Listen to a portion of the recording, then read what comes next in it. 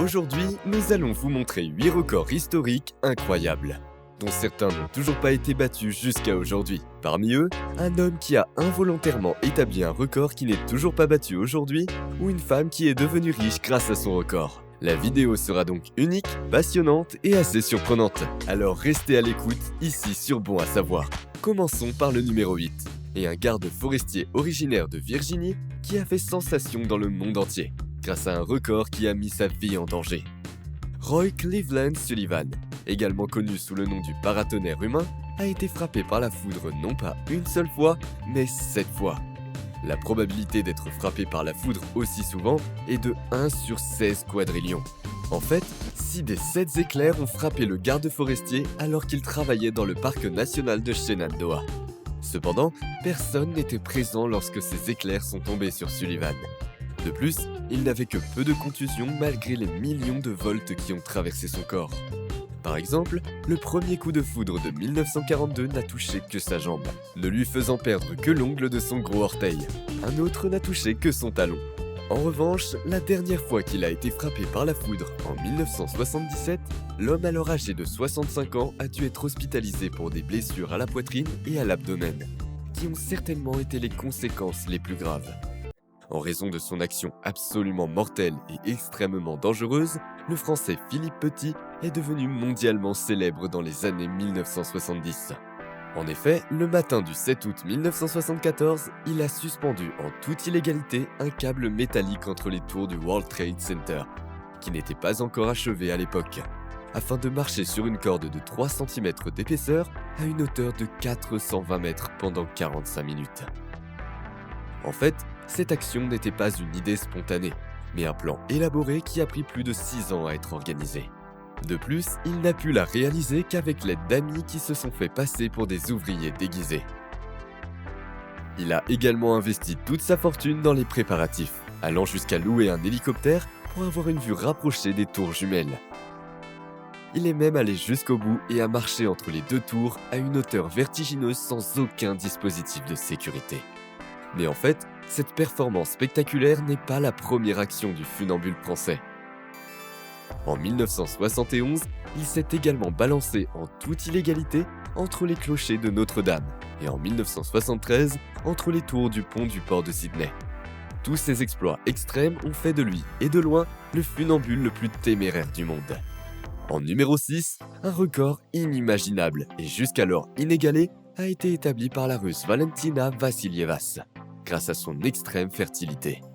Entre 1725 et 1765, cette paysanne a donné naissance à un nombre incroyable de 69 enfants. Au total, la femme a été enceinte pendant plus de 20 ans et a donné naissance à 16 jumeaux, 7 triplés et 4 quadruplés.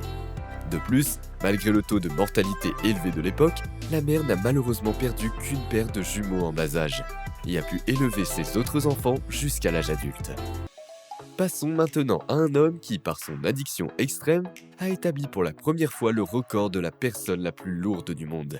Avec ses 429 kilos, Robert Earl Hugg n'a pas seulement obtenu le titre de personne la plus lourde, mais il avait aussi la plus grande circonférence humaine que le monde avait vue jusqu'alors, avec ses 280 cm de circonférence. Cependant, Hugg est mort en 1858, à l'âge de 32 ans seulement. Entre-temps, son record a également été battu par John Brower Minnock de Washington. Cet Américain pesait en effet 635 kg. Cependant, en raison de l'extrême tension exercée sur son corps, Minnock a souffert d'une insuffisance cardiaque et a été hospitalisé où il est resté hospitalisé pendant 2 ans et a perdu 419 kg pendant cette période, ce qui constitue également un record de perte de poids dans l'histoire de l'humanité. Cependant, même cela n'a pu aider Minnock davantage. 19 jours avant son 42e anniversaire en 1983, il mourut finalement des suites de son addiction massive à la nourriture. Un record assez involontaire a été établi par l'Américain Charles Osborne, né dans le Nebraska en 1894. En effet, alors qu'il effectuait son travail d'éleveur de porcs un jour ordinaire de 1922, une chute a changé sa vie. Car Osborne a soudainement eu le hoquet après son accident. Ce qui ne semble pas très exceptionnel au premier abord a cependant fait de lui une véritable célébrité. Parce que ce hockey a duré pendant une période incroyable de 68 ans.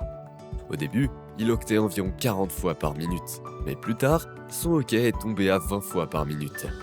Les médecins soupçonnent maintenant que la chute a dû causer une lésion neurologique ou une blessure aux côtes qui a endommagé son diaphragme. Cependant, comme aucun médecin ne pouvait vraiment l'aider à cette époque, selon le magazine People, il a reçu environ 4000 lettres promettant des remèdes, dont aucun n'a eu d'effet non plus. Puis, quelques mois avant sa mort en 1991, le hoquet a tout simplement disparu. Ce qui a dû le faire hoqueter environ 420 millions de fois au total, battant tous les records. Malgré cette contrainte, Charles Osborne a mené une vie pleine et heureuse.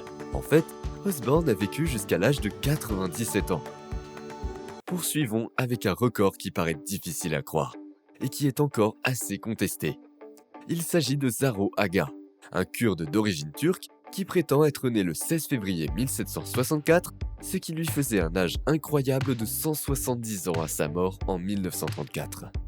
Quelques années avant sa mort, il a répandu partout la rumeur selon laquelle il était la personne la plus âgée du monde et beaucoup l'ont cru à l'époque. Finalement, une équipe américaine a voulu en savoir plus. Et après la mort de Zaro Aga, il a fait l'objet d'un examen médico-légal. Il s'est avéré qu'Aga était très vieux, probablement bien au-delà de 100 ans. Mais que certains signes médicaux faisaient douter qu'il ait réellement vécu jusqu'à 170 ans. De même, l'évaluation de l'âge d'un homme originaire de Chine est sombre et invraisemblable. En effet, à l'occasion de l'anniversaire de la mort de Li Qingyuan, le 4 mai 1993, le New York Times a publié un article affirmant que cet homme avait en fait vécu jusqu'à 256 ans. La raison de cette supposition était une photographie de 1827 sur laquelle le gouvernement chinois le félicitait solennellement pour son 150e anniversaire. Or, il affirme lui-même être né en 1736, ce qui lui donne seulement 179 ans.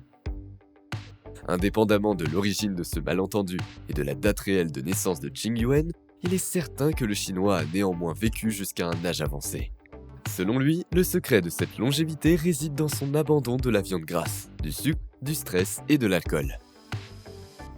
La femme la plus âgée du monde attestée officiellement avait des méthodes complètement différentes. La Française Jeanne Calment a beaucoup fumé jusqu'à un âge avancé. Malgré cette mauvaise habitude, elle a vécu jusqu'à l'âge de 122 ans, ce qui est probablement un âge auquel elle ne s'attendait pas. À l'âge de 90 ans, elle a vendu son appartement à l'avocat André-François Raffray, alors âgé de 47 ans. Raffray ne devait pas lui verser une somme fixe, mais les deux protagonistes ont convenu qu'il lui verserait une sorte de pension de 2500 francs, soit l'équivalent de 380 € chaque mois, et que Raffray serait propriétaire de l'appartement à la date de décès de Jeanne. Mais 30 ans plus tard, la veuve de Raffray versait encore cette somme à Jeanne tous les mois. Après tout, aucune des parties ne s'attendait à ce que Jeanne vive aussi longtemps. Au final, la femme a reçu la somme impressionnante de 900 000 francs, soit environ 137 200 € pour son appartement, ce qui représente probablement 3 fois le prix de vente de celui-ci. Nous continuons avec un homme qui a établi toute une série de records, Jesse Owens. L'Afro-Américain a battu 5 records du monde en seulement 45 minutes le 25 mai 1935. Il a couru un 100 mètres en 10,3 secondes, a battu le record de 8,13 mètres au saut en longueur 10 minutes plus tard, a couru 200 mètres en seulement 20,3 secondes 20 minutes plus tard et a ensuite parcouru une distance de 200 mètres avec haie en seulement 22,6 secondes. Grâce à ses performances vraiment incroyables, il se rend ensuite aux Jeux Olympiques de 1936 qui se déroulent à Berlin. Il y remporte à nouveau 4 médailles d'or, bien que la presse américaine ne rende guère hommage au meilleur athlète afro-américain. Même le président américain de l'époque, Franklin Roosevelt, ne félicite pas Owens, car il craint de perdre des voix en pleine campagne électorale s'il serre la main d'un afro-américain.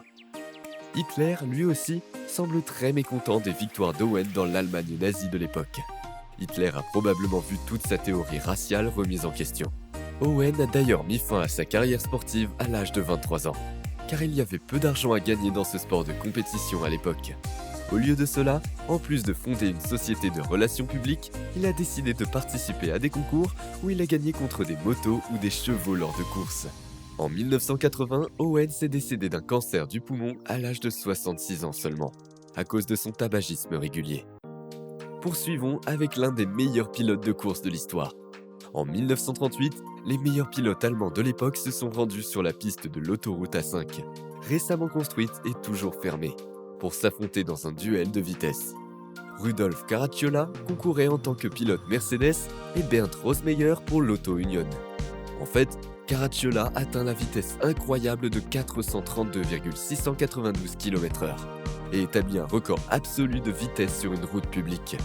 Ce record n'a d'ailleurs été dépassé qu'en 2017 par Niklas Lilja, sur une route fermée du Nevada avec 447,23 km/h. Mais bien que le record de conduite de Caracciola ait été un moment assez marquant de l'histoire du sport automobile, un autre événement arrivé pendant la journée a éclipsé cet incroyable triomphe. Car évidemment, son concurrent le plus coriace, Rosemeyer, malgré l'avis de tempête, voulait lui aussi conduire sur la piste à une vitesse encore plus élevée. C'était notre vidéo sur 8 personnes historiques qui ont établi des records incroyables. Merci d'avoir regardé. À la prochaine fois, ici, sur Bon à savoir.